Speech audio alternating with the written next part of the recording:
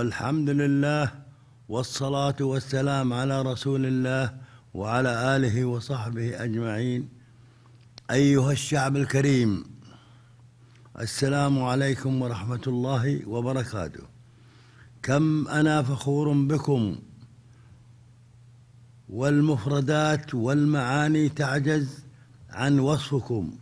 أقول ذلك ليشهد التاريخ وتكتب الأقلام وتحفظ الذاكرة الوطنية بأنكم بعد الله صمام الأمان لوحدة هذا الوطن، وإنكم صفعتم الباطل بالحق والخيانة بالولاء وصلابة إرادتكم المؤمنة.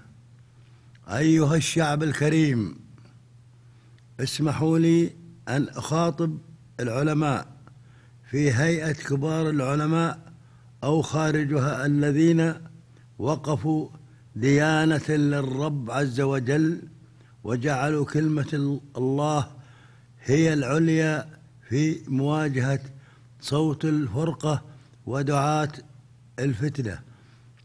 ولا أنسى مفكري الأمة وكتابها الذين كانوا سهاما في نحور أعداء الدين والوطن والأمة.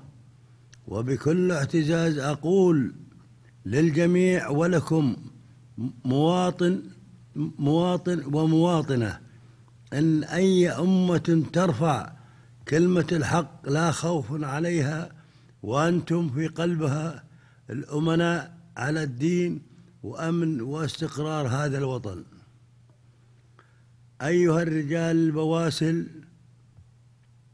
في كافة القطاعات العسكرية، وأخص بالذكر إخوانكم رجال الأمن في وزارة الداخلية، وإنكم درع هذا الوطن واليد الضاربة لكل من تسول له نفسه المساس بأمنه واستقراره. فبارك الله فيكم في كل ما تقومون به. أيها الشعب الكريم، يعلم الله إنكم في قلبي أحملكم دائما، وأستمد العون واستمد العزم والعون والقوة من الله ثم منكم. والسلام عليكم ورحمة الله وبركاته، ولا تنسوني من دعاكم.